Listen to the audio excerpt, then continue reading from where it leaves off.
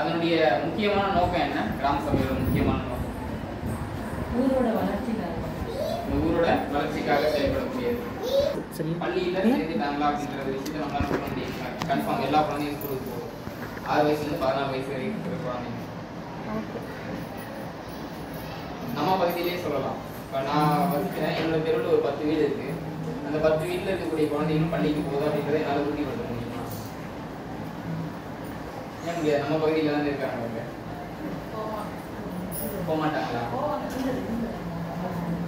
அதை உறுதிப்படுத்துறதுக்கான வேலைகளை இந்த பள்ளி மேலாண்மை குழு செய்யுது. முதலாவது ஏன்னா அந்த எஸ்என்சி அப்படிங்கிற ஒரு விஷயத்தை வடிவமைச்சதுக்கான காரணம் பள்ளிகளுடைய தேவைகள். இந்த தேவைகளை கலந்து பேசி அதை ஒரு தீர்மானமாக கொண்டு வந்து அதை செயல்முறைப்படுத்தக்கூடிய ஒரு குழு தான் அந்த பள்ளி மேலாண்மை குழு. அதனால அந்த பள்ளி மேலாண்மை குழுல இப்ப நம்ம வந்து ஒரு வார்டு கவுன்சிலர் தேர்ந்தெடுக்கிறோம், இல்ல ஒரு எம்எல்ஏ தேர்ந்தெடுக்கிறோம், ஒரு எம்பியை தேர்ந்தெடுக்கிறோம்னு வச்சுக்கோங்க. எலெக்ஷன் மூலமா நாம தான் அவங்களுக்கு ஓட் பண்றோம். அதன் மூலமா தான் அவங்க தேர்வாகி மக்களுடைய பிரதிநிதியா வராங்க. அந்த பிரதிநிதியா வரக்கூடியவங்க அவங்க எந்த தொகுதியில வராங்களோ அந்த இடத்துக்கு எந்த விஷயமே செய்யல அப்படின்னாக்கா, நான் ஒரு கவுன்சிலர் ஆயிட்டேன், என்னுடைய பகுதிக்கு என்னோட வார்டில் நான் எந்த விஷயமே மேற்கொள்ளல, அதோட எலெக்ஷனுக்கு நான் உங்களை பார்க்க வரேன். இப்போ என் மேல உங்களோட அபிப்பிராயம் என்னவா இருக்கும்?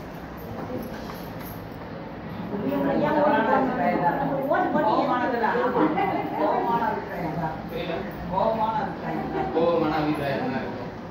அந்த பணியா ஒரு சரியா செய்யல.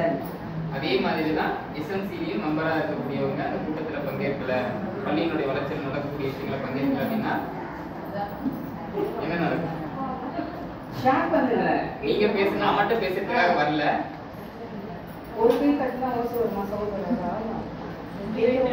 ஏன்னா நம்ம பள்ளியில் எத்தனை மாணவர்கள் படிக்கிறாங்க? கேட்கும்போது இன்டராக்ட் பண்ணுங்க, அவங்க கேட்கறாங்கல்ல. நம்ம பள்ளியில மொத்தம் எத்தனை மாணவர்கள் படிக்கிறாங்க? 160 மாணவர்கள் படிக்கிறாங்க. 160 மாணவர்களுக்கும்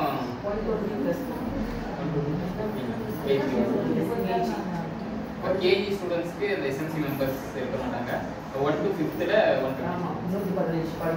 115 குழந்தைகள் இருக்காங்க. 115 குழந்தைகளுடைய பெற்றோர்கள் பள்ளி மேலாண்மை குழு கூட்டத்தில் இடம்பெறாங்கன்னு வச்சுக்கலாம். இன்கேஸ் 120 பேரண்ட்ஸும் வராங்க.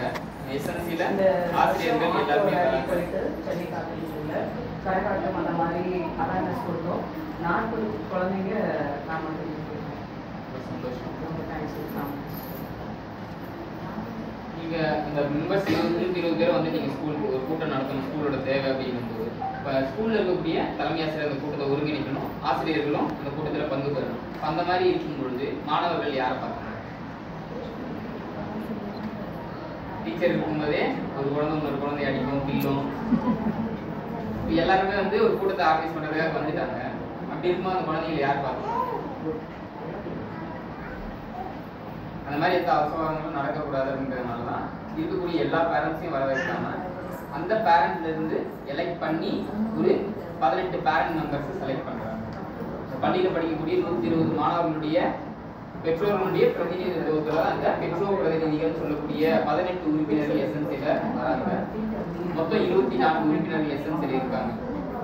எஸ்என்சியில் யார் யார் இருக்காங்க? உறுப்பினரா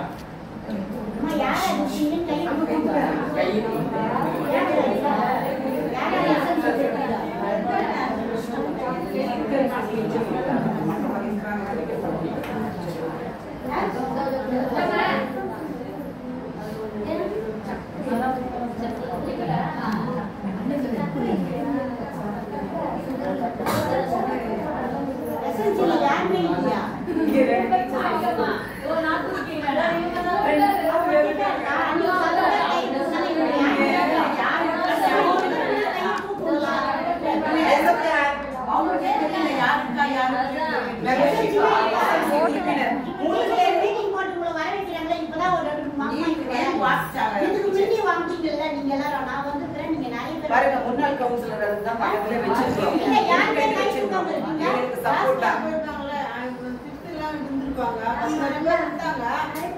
சரி, ஓகே, நான் தாழ்மையா வணங்குகிறேன். இப்போ உங்கள யாருன்ற கருத்து மட்டும்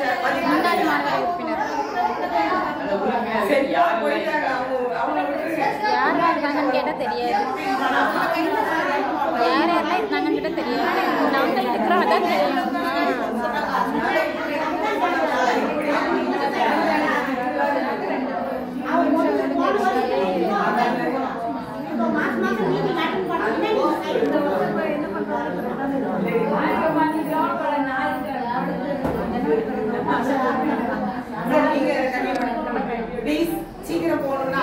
கொஞ்சம் சார் பேசட்டும். மொத்தம் 24 உறுப்பினர் சொன்னோம் இல்லைங்களா?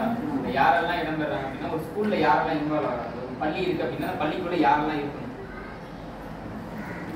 ஆசிரியர், டீச்சர், தலைமை ஆசிரியர், தலைமை ஆசிரியர், பேரண்ட்ஸ், வேற? அதாவது தலைமை ஆசிரியர் சொல்லிட்டாங்க. வேற? பேரண்ட்ஸ், ஆயாமா, உதவியாளர்கள் இருக்கணும், வாட்ச்மேன், காவலர் இருக்கணும், வேற என்னது? ஸ்போர்ட்ஸ் இருக்கணும், ஸ்போர்ட்ஸ், வேற? சத்துணவு இருக்கணும், வேற என்ன இருக்கணும்? வேற என்னது? ஆசிரியர்கள் இருக்கணும், தலைமை ஆசிரியர் இருக்கணும்னு சொல்லியிருக்கீங்க, ஸ்போர்ட்ஸ் இருக்கணும், சத்துணவு இருக்கணும், வேற வாட்ச்மேன் இருக்கணும். இதெல்லாம் வந்து இருக்கணும்னா முதல்ல அந்த ஸ்கூல்ல குழந்தைங்க இருக்கணும். குழந்தைங்க இருக்கு நம்ம சொல்றோம். ஏன்னா ஒரு பள்ளி அப்படின்னு எடுத்துக்கிட்டோம்னா அந்த பள்ளிக்கு முதன்மையானவர்கள் மாணவர்கள். மாணவர்கள் இருந்தா மட்டும்தான் அந்த ஸ்கூல்ல எல்லாம் கொண்டு வர முடியும். ஒரு ஸ்கூல்ல ஒரே ஒரு ஸ்டூடெண்ட் தான் இருக்காங்க, அங்க 10 ஸ்டாஃப் இருப்பாங்களா? இருந்தவங்களுக்கு வேலை கிடையாது, இருக்கிறது ஒரே ஒரு ஸ்டூடெண்ட் தான். இப்போ எங்க ஸ்கூல்ல 500 மாணவர்கள் இருக்காங்க, ஆனா ஸ்கூல்ல 2 டீச்சர் தான் இருக்காங்க. அந்த இடத்துல நம்ம ஆசிரியர் வேணும்னு கேட்கலாம், கேட்க முடியாது. எதன் அடிப்படையில் நம்ம டீச்சர் வேணும்னு கேட்கணும்?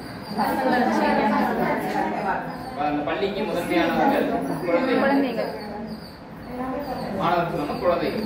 அந்த குழந்தைகள் இருந்தால்தான் அந்த பள்ளி இயங்கும். அந்த பள்ளி இயங்குறதுக்கான தேவைகள் தான் நீங்க சொன்ன ஆசிரியர்கள், தலைமை ஆசிரியர்கள், சத்துணவு, அதெல்லாம் அந்த குழந்தைக்கு தேவையான விஷயங்களை கொடுக்கிறது.